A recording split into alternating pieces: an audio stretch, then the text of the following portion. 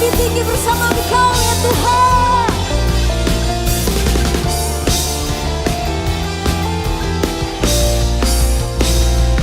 Ku kan terbang tinggi di awan, haleluya, bersamamu, amin, dalam kemuliaan.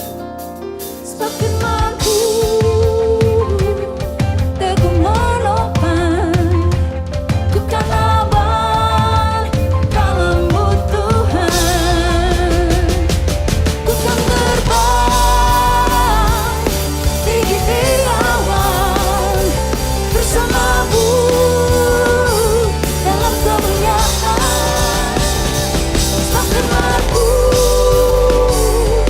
teguh menopang, ku kan aman dalam-Mu Tuhan. Ku kan aman dalam-Mu Tuhan. Ku kan aman dalam-Mu Tuhan.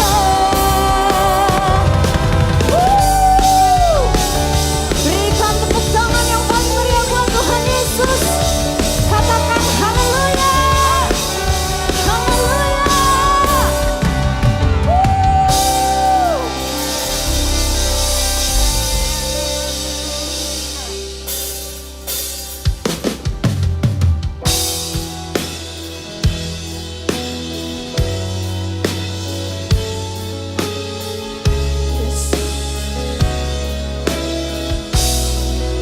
Betapa besar kasih setiamu bagi setiap kami ya Tuhan.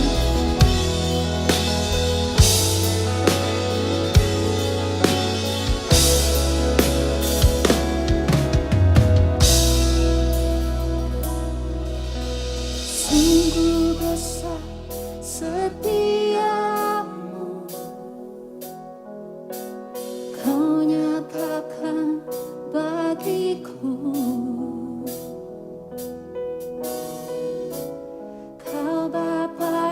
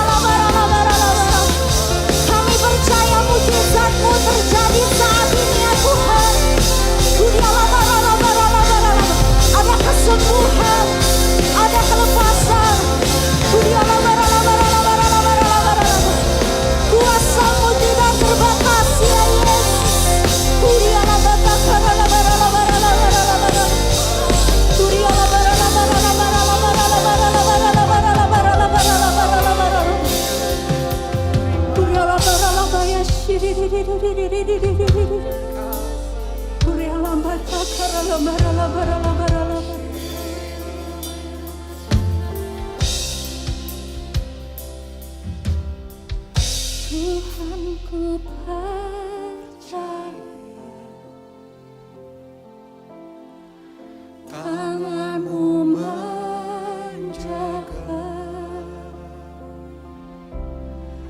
yang berharap kepada-Mu takkan Kau biarkan. Tuhan ku percaya janji-Mu ya Tuhan, tetap ku hidup bagi-Mu sampai selamanya. Tuhan ku percaya tangan-Mu menjaga, yang berharap kepada-Mu takkan Kau biarkan. Tuhan ku percaya janji-Mu setia, tetap ku hidup bagi-Mu sampai selamanya. Haleluya.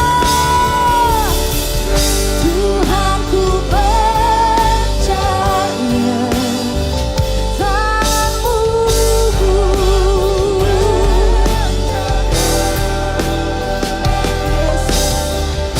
yang berharap kepada-Mu takkan Kau biarkan. Tuhan ku percaya tangan-Mu, yes Lord, tetap kami hidup untuk-Mu ya Tuhan, bagi-Mu sampai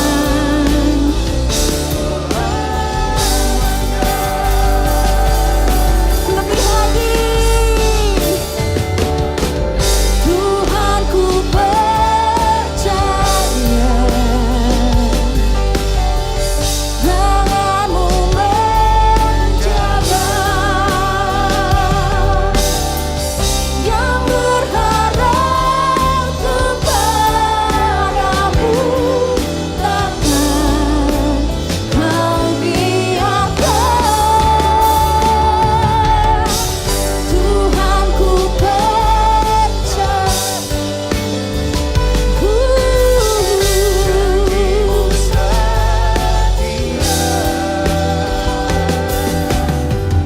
tetap ku hidup bagi-Mu sampai selamanya.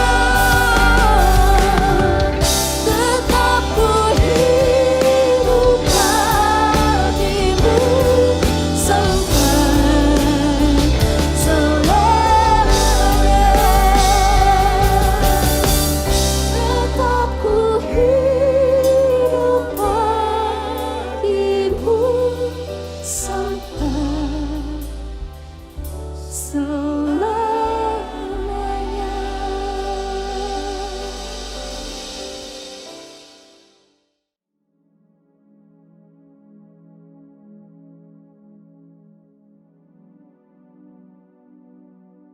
Shalom semuanya.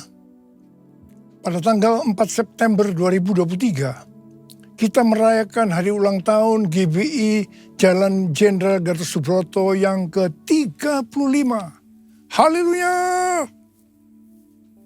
Sekitar 38 tahun yang lalu, seorang hamba Tuhan dari Belanda, yaitu Pendeta Schenk, dan misionaris Indonesia, Pendeta Damaris, bernubuat bahwa saya akan dipakai Tuhan untuk menjadi alatnya untuk merestorasi Pondok Daud. Sekarang gereja yang saya pimpin, DNA-nya adalah restorasi Pondok Daud. Kisah Para Rasul 15 ayat 16 dan 17 berkata, "Kemudian aku akan kembali dan membangunkan kembali Pondok Daud yang telah roboh, dan reruntuhannya akan kubangun kembali dan akan kuteguhkan, supaya semua orang lain mencari Tuhan, dan segala bangsa yang tidak mengenal Allah yang kusebut milikku. Demikianlah firman Tuhan yang melakukan semuanya ini." Di sini Tuhan berkata bahwa Dia akan kembali dan akan merestorasi Pondok Daud, supaya terjadi kebangunan rohani dan penuaian jiwa besar-besaran. Apa yang dimaksudkan dengan Pondok Daud? Pondok Daud adalah pondok dari tenda yang dibuat oleh Daud. Di dalamnya ada tabut Allah, dan ada orang yang memuji dan menyembah Tuhan. Jumlah pemuji 288 orang. Setiap kelompok terdiri dari 12 orang. Kalau 288 dibagi 12, itu hasilnya 24. Ini dapat diartikan setiap jam terjadi pergantian kelompok 12 orang tadi. Ini dilakukan siang dan malam. Berdasarkan ini, maka definisi Pondok Daud adalah doa, pujian, dan penyembahan dalam unity siang dan malam. Pada periode 25 tahun yang kedua, definisi ini disempurnakan menjadi prajurit Tuhan yang gagah perkasa, yang mempunyai gaya hidup berdoa, memuji, dan menyembah Tuhan dalam unity siang dan malam, dan yang melakukan kehendak Tuhan pada zaman ini. Di dalam pelayanan saya, sejak gereja ditanam di tahun 1988, saya melihat dan mengalami berkat melalui doa, pujian, penyembahan dalam unity siang dan malam. Terjadi kebangunan rohani dan penuaian jiwa yang sangat besar sekali. Ini tidak terjadi di Indonesia saja, tetapi juga sampai ke bangsa-bangsa. Pada mulanya, yang direstorasi adalah pujian dan penyembahan. Banyak orang-orang yang dijamah oleh Tuhan. Mereka menangis, terjadi pemulihan, kesembuhan, pertobatan. Ketika Tuhan menambahkan dengan doa, Tuhan berbicara melalui Yesaya 56 ayat 7. "Rumahku akan disebut dengan rumah doa bagi segala bangsa." Dan di ayat yang ke-8, Tuhan akan menambahkan lagi orang-orang yang dihimpunnya. Tuhan memberikan pengertian kepada saya pada waktu itu. Kalau kita berdoa lebih banyak lagi, maka revival, penuaian jiwa akan terjadi lebih besar lagi. Setelah melakukan ini, yaitu doa, pujian, dan penyembahan, maka kami menanam gereja lebih banyak lagi. Kami mempunyai pengalaman bahwa dalam waktu 1,5 tahun, ada 200 gereja baru yang ditanam. Jadi sekarang yang sudah direstorasi adalah doa, pujian, dan penyembahan. Waktu Tuhan menambahkan lagi merestorasi tentang unity, saya mempunyai pengalaman yang unik.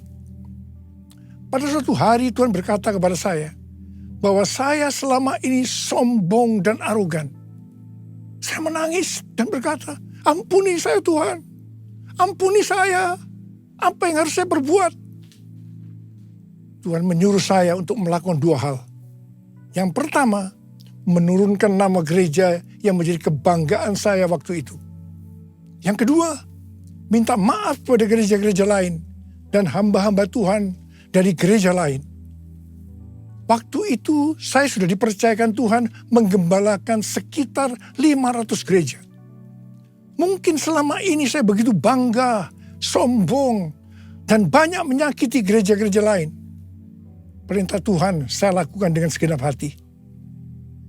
Apa yang terjadi setelah itu? roh rekonsiliasi turun di antara gereja-gereja Tuhan. Kami saling mengampuni dan terjadi unity di antara gereja-gereja. Tiba-tiba setelah itu roh doa turun melanda Indonesia. Di tengah-tengah itu tiba-tiba Tuhan berbicara bahwa Indonesia akan mengalami transformasi. Kami bersuka cita. Tiba-tiba di tengah-tengah kita berdoa, goncangan-goncangan terjadi. Tsunami melanda Aceh. Lebih dari 200.000 orang meninggal. Gempa bumi terjadi melanda Indonesia. Orang miskin bertambah banyak. Kami berteriak, Tuhan, katanya akan terjadi transformasi. Mengapa terjadi seperti ini? Tuhan tidak menjawab. Tetapi yang jelas, terjadi banyak pertobatan. Di tengah-tengah kondisi seperti itu, saya diperintahkan oleh Tuhan untuk mengadakan Healing Movement Crusade, atau yang disingkat dengan HMC. HMC ini dimulai tahun 2006 dan berakhir tahun 2019. Selama 13 tahun, saya mengadakan HMC sebanyak 318 kali. Kebanyakan di lapangan terbuka. HMC yang dilakukan ini sesuai dengan yang dikatakan oleh Chuck Pierce yang bernubuat untuk saya pada waktu itu. Yaitu caranya lain. Caranya berbeda. Jadi setiap kali HMC, kami banyak berdoa, memuji, dan menyembah Tuhan dalam unity. Saya diperkenankan oleh Tuhan untuk melihat dan mengalami apa yang dilakukan oleh Tuhan Yesus 2000 tahun yang lalu. Orang buta melihat, orang lumpuh berjalan, orang tuli mendengar, dan kepada orang-orang miskin diberitakan kabar baik. Melalui HMC banyak jiwa-jiwa yang bertobat. Revival dan penuaian jiwa terjadi besar-besaran. Haleluya. Yesus, aku percaya. Yesus, aku percaya. Yesus, aku percaya. Yesus, aku percaya. Kau pulihkan, sembuhkan, mujizat di dalam hidupku. Yesus, aku percaya. Yesus, aku percaya. Yesus, aku percaya. Yesus, aku percaya. Kau pulihkan, sembuhkan, mujizat di dalam hidupku. Haleluya. Haleluya. Haleluya. Terpujilah Tuhan. Haleluya. Haleluya. Haleluya. Haleluya. Terpujilah Tuhan. Terpujilah Tuhan. Terpujilah Tuhan. Setelah Tuhan merestorasi Pondok Daud, yaitu doa, pujian, dan penyembahan dalam unity siang dan malam. Banyak menara-menara doa yang didirikan. Ternyata restorasi Pondok Daud adalah untuk mempersiapkan Pentakosta yang ketiga. Awal tahun 2009, Tuhan berbicara sesuatu yang sangat serius kepada saya. Aku datang segera. Saya bertanya, Tuhan, apa yang akan Tuhan kerjakan? Dan apa yang harus kami lakukan? Pertengahan tahun 2009, Tuhan baru menjawab, aku akan mencurahkan rohku. Aku akan mencurahkan rohku, kata Tuhan. Akan terjadi seperti Yoel 2 ayat 28 sampai dengan 32. Akan ada 3 tanda waktu Roh Kudus dicurahkan. Tanda pertama, anak-anak, pemuda, orang tua akan dipakai Tuhan secara luar biasa. Haleluya. Tanda kedua, mujizat akan terjadi luar biasa. Dan tanda yang ketiga, goncangan-goncangan juga akan terjadi luar biasa. Melalui 3 tanda ini, maka ayat 32 akan digenapi. Yaitu akan banyak orang yang berseru kepada nama Tuhan. Dan mereka yang berseru kepada nama Tuhan akan diselamatkan. Akan terjadi revival dan penuaian jiwa besar-besaran. Sejak tahun 2009, setelah Tuhan berbicara tentang goncangan, dalam khotbah saya selama hampir 10 tahun, mungkin 90%-nya saya selalu mengingatkan tentang goncangan ini. Siapa mengira bahwa goncangan ini adalah pandemi COVID-19? Tahun 2009 juga merupakan 100 tahun nubuatan dari William Seymour, yaitu pada tahun 1909, yang mengatakan bahwa 100 tahun ke depan akan ada pencurahan Roh Kudus yang melebihi dari Azusa Street dan akan terjadi di banyak tempat. Gerakan ini bahkan tidak akan berhenti sampai Tuhan Yesus datang kedua kalinya. Di tahun 2009 itu juga, saya bertemu dengan Billy Wilson yang mengajak saya menjadi pembicara pada Empower 21 di Oral Roberts University, Tulsa, tahun 2010. Saya bertanya, apa itu Empower 21? Pengertian yang saya tangkap pada waktu itu adalah tentang next gen dan apa yang akan Roh Kudus kerjakan 100 tahun ke depan. Pada tahun 2006 ada peringatan Azusa Street Revival yang ke 100 tahun. Di sini berbicara tentang apa yang Roh Kudus sudah kerjakan selama 100 tahun. Saudara, ini pas dengan apa yang saya dapatkan dari Tuhan tentang pencurahan Roh Kudus. Sehingga saya ikut dalam kegerakan ini, yaitu Empower 21 sampai hari ini.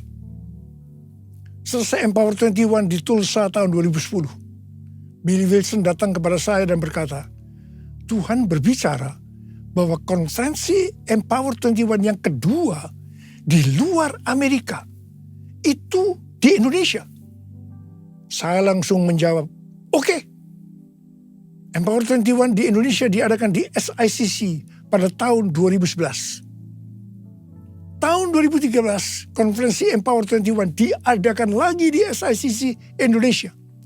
Pada saat itu, Tuhan berbicara bahwa Roh Kudus yang akan dicurahkan itu adalah Pentakosta yang ketiga. Pentakosta pertama terjadi di Kamar Loteng, Yerusalem, 2000 tahun yang lalu. Pentakosta kedua terjadi di Azusa Street pada tahun 1906. Istilah Pentakosta kedua ini bukan saya yang mendapatkan, tetapi oleh yang pertama, Frank Bartleman, yang menyebutkan bahwa Azusa Street Revival merupakan Pentakosta kedua yang adalah duplikasi Pentakosta pertama yang dicatat dalam Kisah Para Rasul pasal 2. Frank ini menghadiri pertemuan doa di Azusa pada tahun 1906 sampai 1908. Istilah Pentakosta kedua ini juga dituliskan oleh Journal of Pentecostal Theological Supplement Series. Di situ disebutkan, Jalan Azusa digambarkan sebagai lokasi paling berpengaruh untuk Pentakosta kedua atau hujan akhir, pencurahan baptisan Roh Kudus. Yang ketiga, Australian Record, volume 39 nomor 19 tertanggal 13 Mei 1935 memuat sebuah artikel yang judulnya The Second Pentecost Will Be Even Greater Than the First. Dan yang keempat, David Wesley Mylan pada tahun 1910 menyatakan dalam buku The Lateran Covenant bahwa Pentakosta yang pertama memulai gereja, tubuh Kristus, dan Pentakosta yang kedua menyatukan dan menyempurnakan gereja untuk kedatangan Tuhan. Tahun 2015 di Empower 21 di Yerusalem, saya juga berbicara tentang Pentakosta ketiga ini. Tahun 2018 kembali konferensi Empower 21 diadakan di SICC Indonesia. Dihadiri sekitar 50 bangsa. Kita yang hadir sepakat bahwa pencurahan Roh Kudus yang terjadi waktu itu tidak sama dengan yang sudah-sudah. Dan kita sepakat bahwa pencurahan Roh Kudus Pentakosta ketiga sedang terjadi. Haleluya! C.D. Jacobs bernubuat untuk saya bahwa saya adalah messenger of the third Pentecost. Kalau dulu pada waktu Pentakosta kedua, gerakan dari barat ke timur, tetapi Pentakosta ketiga ini dari timur ke barat dan akan kembali ke Yerusalem. Pengertian yang Tuhan berikan tentang barat itu adalah Amerika Serikat. Jadi Pentakosta ketiga ini akan bergerak ke Amerika dan dari Amerika akan menyebar ke seluruh dunia dan akhirnya kembali ke Yerusalem. Di Oral Roberts University, dalam lobi asrama Nico Nyoto Radio Hall, di situ dituliskan tentang sejarah Pentakosta ketiga. Di Pentecostal Theological Seminary, PTS, Church of God, ada Third Pentecost Channel di Spirit Network. Pada tanggal 14 dan 15 April 2023 yang lalu, diresmikan atau didedikasikan Third Pentecost Azusa Street Prayer Tower. Letaknya di pusat kota Los Angeles, California.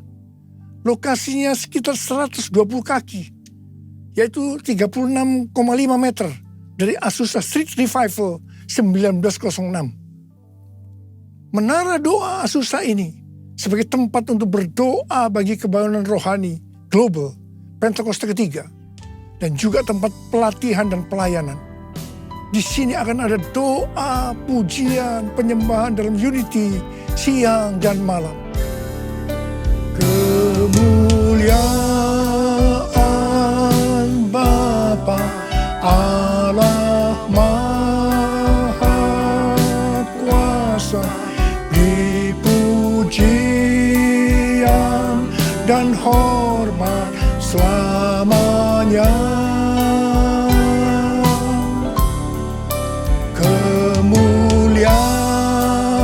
Kemuliaan Bapa Allah Maha Kuasa, dipujian dan hormat selamanya. Selamanya. Selamanya.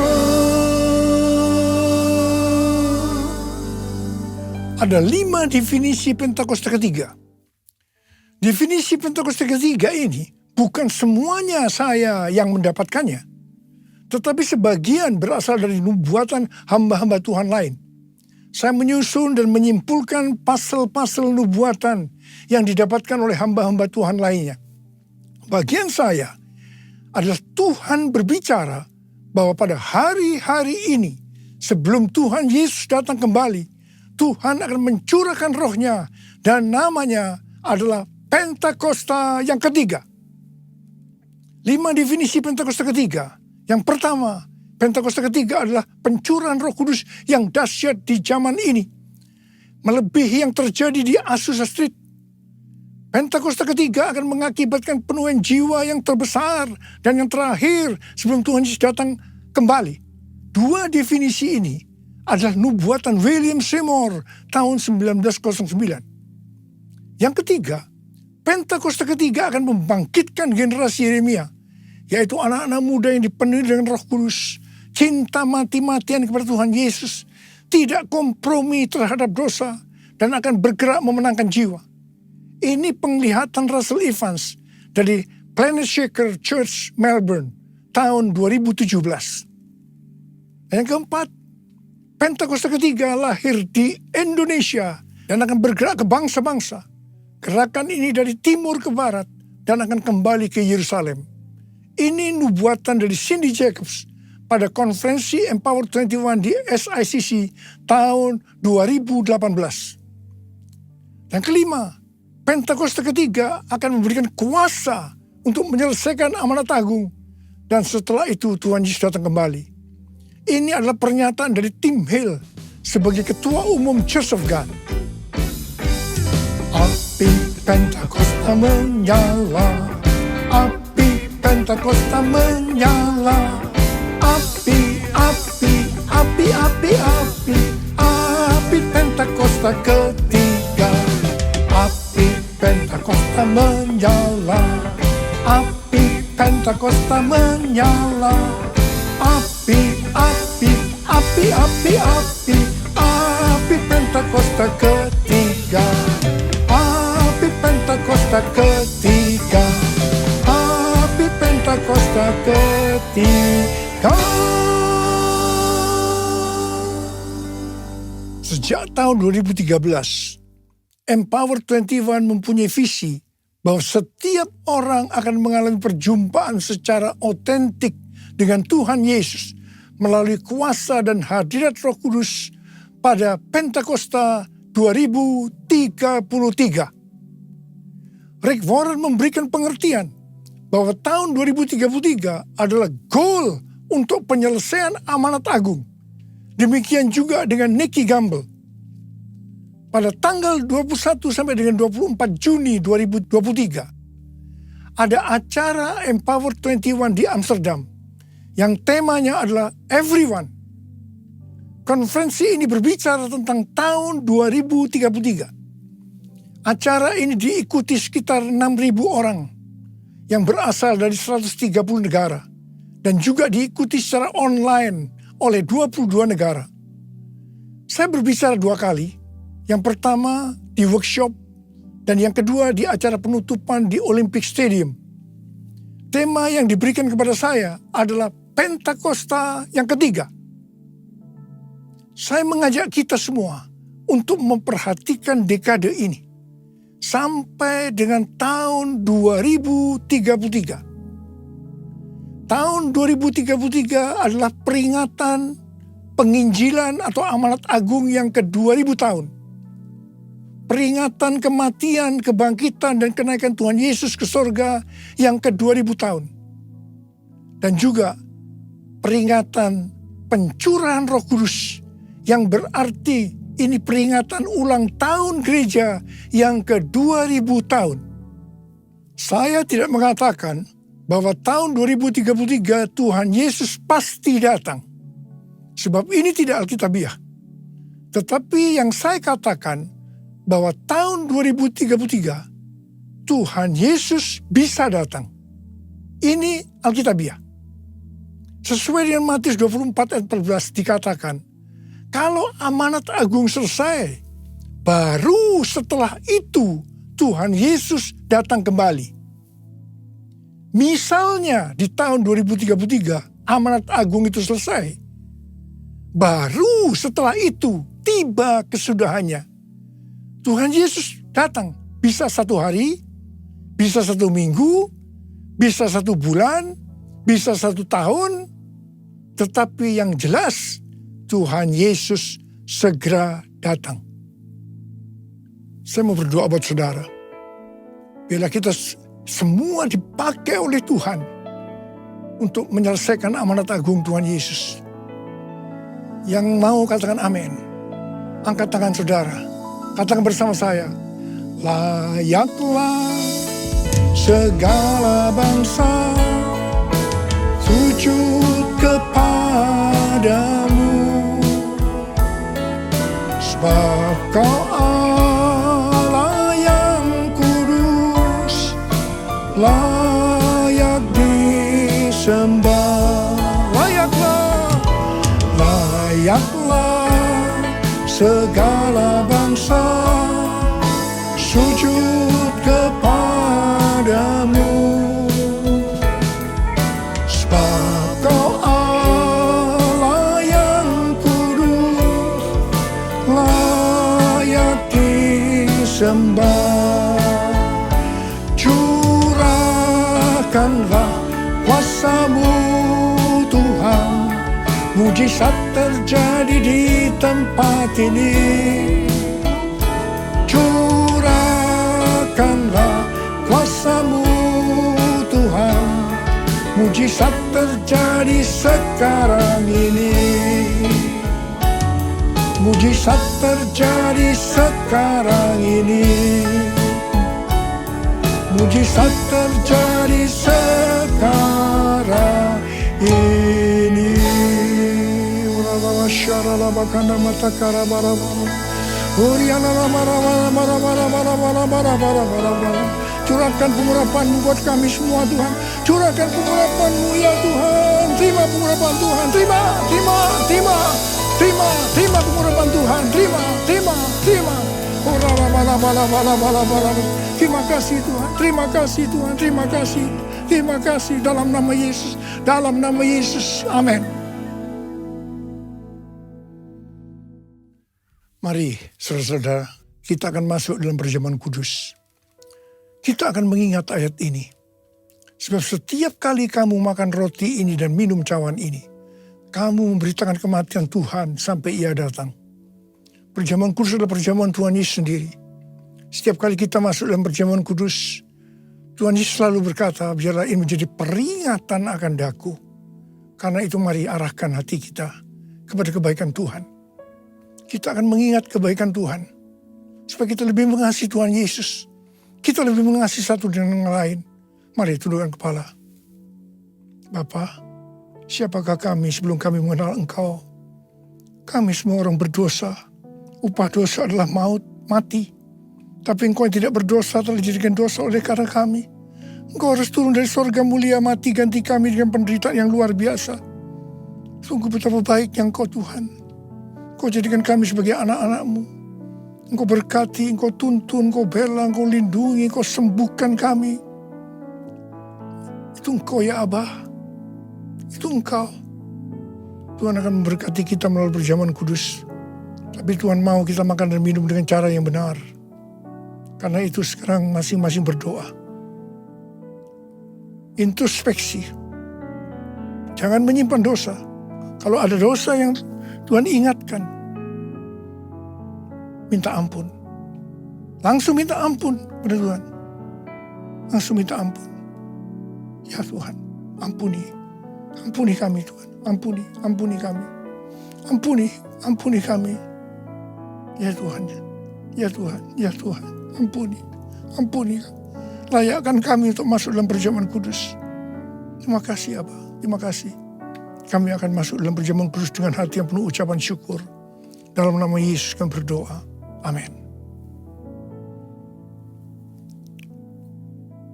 Sekarang mari angkat roti di tangan kanan kita tinggi-tinggi. Sebab apa yang telah kuteruskan kepadamu telah aku terima dari Tuhan. Yaitu bahwa Tuhan Yesus pada malam waktu Ia diserahkan mengambil roti. Dan sesudah itu Ia mengucap syukur atasnya. Ia memecah-mecahkannya dan berkata, inilah tubuhku yang diserahkan bagi kamu. Perbuatlah ini menjadi peringatan akan aku.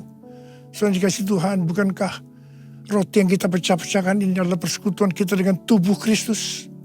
Mari kita makan dalam nama Yesus.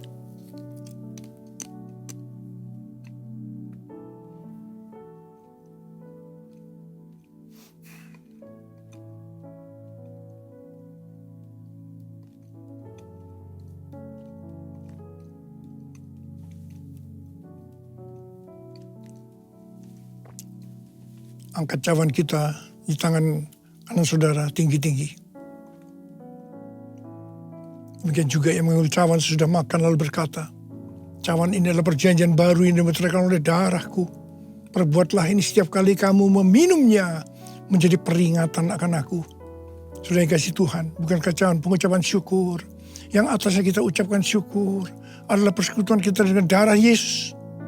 Mari kita minum dalam nama Yesus.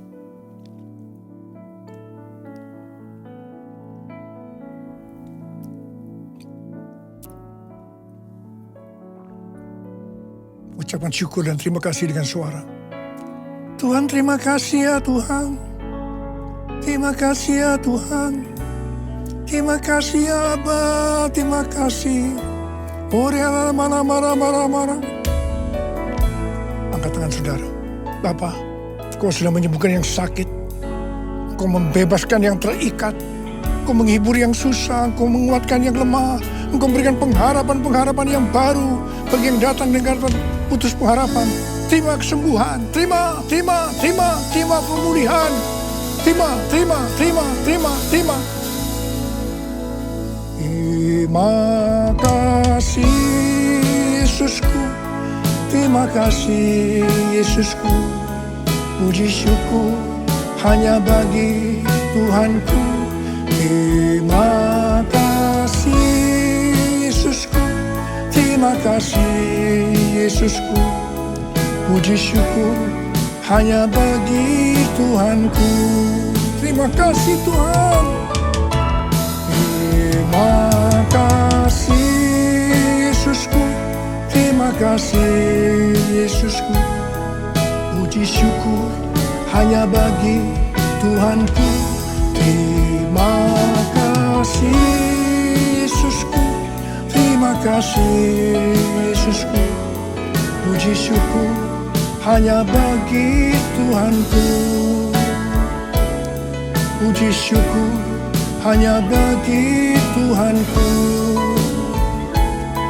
Puji syukur hanya bagi Tuhanku.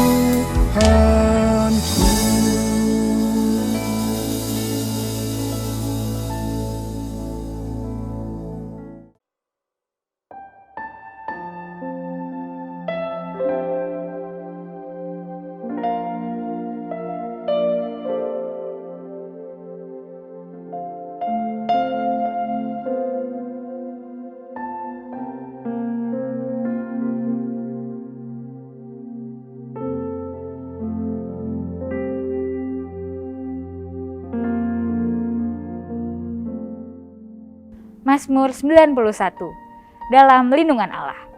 Orang yang duduk dalam lindungan yang maha tinggi dan bermalam dalam naungan yang maha kuasa akan berkata kepada Tuhan, tempat perlindunganku dan kubu pertahananku, Allahku yang kupercayai. Sungguh, dialah yang akan melepaskan engkau dari jerat penangkap burung, dari penyakit sampar yang busuk. Dengan kepaknya, ia akan melindungi engkau. Di bawah sayapnya, engkau akan berlindung. Kesetiaannya ialah perisai dan pagar tembok. Engkau tak usah takut terhadap kedahsyatan malam, terhadap panah yang terbang di waktu siang, terhadap penyakit sampar yang berjalan di dalam gelap, terhadap penyakit penular yang mengamuk di waktu petang. Walau 1000 orang rebah di sisimu dan 10.000 di sebelah kananmu, tetapi itu tidak akan menimpamu. Engkau hanya menontonnya dengan matamu sendiri dan melihat pembalasan terhadap orang-orang fasik. Sebab Tuhan ialah tempat perlindunganmu, yang maha tinggi telah kau buat tempat perteduhanmu. Malapetaka tidak akan menimpa kamu dan tulah tidak akan mendekat kepada kemahmu. Sebab malaikat-malaikatnya akan diperintahkannya kepadamu untuk menjaga engkau di segala jalanmu. Mereka akan menantang engkau di atas tangannya supaya kakimu jangan terantuk kepada batu. Singa dan ular terung akan engkau langkahi, engkau akan menginjak anak singa dan ular naga. Sungguh hatinya melekat kepadaku, maka aku akan meluputkannya. Aku akan membentenginya sebab ia mengenal namaku. Bila ia berseru kepadaku, aku akan menjawab. Aku akan menyertai dia dalam kesesakan. Aku akan meluputkannya dan memuliakannya. Dengan panjang umur akan kukenyangkan dia dan akan kuperlihatkan kepadanya keselamatan yang daripadaku. Mari kita deklarasikan apa yang dimaksud dengan Pentakosta ketiga. 1. Pentakosta ketiga adalah pencurahan Roh Kudus yang dahsyat di zaman ini melebihi yang terjadi di Azusa Street. 2. Pentakosta ketiga akan mengakibatkan penuaian jiwa yang terbesar dan yang terakhir sebelum Tuhan Yesus datang kembali. 3. Pentakosta ketiga akan membangkitkan generasi Yeremia, yaitu anak-anak muda yang dipenuhi Roh Kudus, cinta mati-matian kepada Tuhan Yesus, tidak kompromi terhadap dosa, dan akan bergerak untuk memenangkan jiwa. 4. Pentakosta ketiga lahir di Indonesia dan bergerak ke bangsa-bangsa. Gerakan ini dari timur ke barat dan akan kembali ke Yerusalem. 5. Pentakosta ketiga akan memberikan kuasa untuk menyelesaikan amanat agung dan setelah itu Tuhan Yesus datang kembali. Mari kita bersatu dalam doa. Bapa kami yang di surga, kami mengucap syukur ya Tuhan Yesus buat hari ini, buat ibadah online Tuhan. Kami telah selesai ya Tuhan, kami mengucap syukur buat hadirat Tuhan, buat lawatan Tuhan atas setiap kami. Tuhan terima kasih, kami juga berdoa Tuhan buat gembala sidang kami, Bapak Pendeta Dr. Insinyur Nikonotora Harjo ya Tuhan, beserta wakil-wakil yang ada Tuhan, dan serta keluarganya Tuhan. Kami mengucap syukur ya Tuhan, biar kiranya Kau terus memberkati hamba-hambamu ini Tuhan dimanapun mereka berada ya Bapa. Pakai lebih lagi ya Tuhan, dan kami percaya visi misi yang baru Tuhan tambah-tambahkan atas beliau ya Tuhan. Terima kasih ya Bapa, dimanapun dia berada Tuhan tutup bungkus dengan kuasa darah-Mu ya Bapa. Tuhan terima kasih, kami juga berdoa buat gembala rayon kami Tuhan di tempat ini, Bapak Pendeta Beni Gunawan ya Tuhan, beserta wakil-wakil yang ada, bahkan tim tim pengembalaan yang ada di GBI House of Shalom ya Tuhan. Terima kasih ya Bapak, sampai gembala-gembala kul sekalipun Tuhan kami bersyukur. Biar kiranya keunitian ada pada hamba-hambamu ini Tuhan. Berikan visi misi yang lebih lagi Tuhan atas GBI House of Shalom ini ya Tuhan. Biar kiranya melalui pelayanan hamba-Mu Tuhan, banyak jiwa-jiwa dimenangkan ya Bapa. Terima kasih ya Tuhan. Kami juga berdoa buat bangsa Indonesia ya Tuhan. Kami bersyukur Tuhan kalau kami boleh ada di Indonesia. Kiranya Engkau Allah yang memberkati bangsa kami, memulihkan bangsa kami ya Tuhan. Terlebih lagi masalah ekonomi Tuhan. Kami percaya Tuhan, Kau campur tangan di dalamnya ya Tuhan, sehingga semuanya baik adanya. Terima kasih ya Bapak, berkati Presiden, Wakil Presiden ya Tuhan. Berikan roh takut akan Engkau atas mereka ya Tuhan, sehingga semuanya boleh berjalan dengan baik ya Bapa. Terima kasih ya Tuhan, berkati juga menteri-menteri yang ada ya Tuhan. Kami serahkan keamanan bangsa kami ke dalam tangan Tuhan. Terima kasih ya Bapa, kami juga berdoa buat generasi Yeremia Tuhan. Bangkitkan generasi ini ya Bapa, bangkitkan generasi ini ya Tuhan, sampai revival itu terjadi atas generasi ini Tuhan. Berikan roh takut akan Engkau atas mereka ya Tuhan. Cinta mati-matian kepada Tuhan Yesus itu boleh ada pada anak-anak ini Tuhan. Terima kasih ya Bapa, bawa mereka ya Tuhan lebih lagi ya Tuhan. Dan kami percaya mereka boleh menjadi anak panah di tangan pahlawan, itu terjadi di dalam nama Tuhan Yesus. Terima kasih ya Bapa, berkati dimanapun mereka berada ya Tuhan, untuk mereka boleh membawa jiwa-jiwa kepada Tuhan. Terima kasih ya Bapa, terima kasih ya Tuhan. Tuhan, kami juga rindu menerima berkat yang daripada Tuhan. Sekarang terimalah berkat Tuhan. Kasih karunia berlimpah-limpah daripada Allah Bapa dalam anak yang tunggal Yesus Kristus. Persekutuan yang manis dengan Roh Kudus menyertai saudara sekalian mulai hari ini sampai Tuhan Yesus datang menjemput kita di awan-awan dan bahkan sampai selama-lamanya. Yang percaya bersama-sama katakan amin.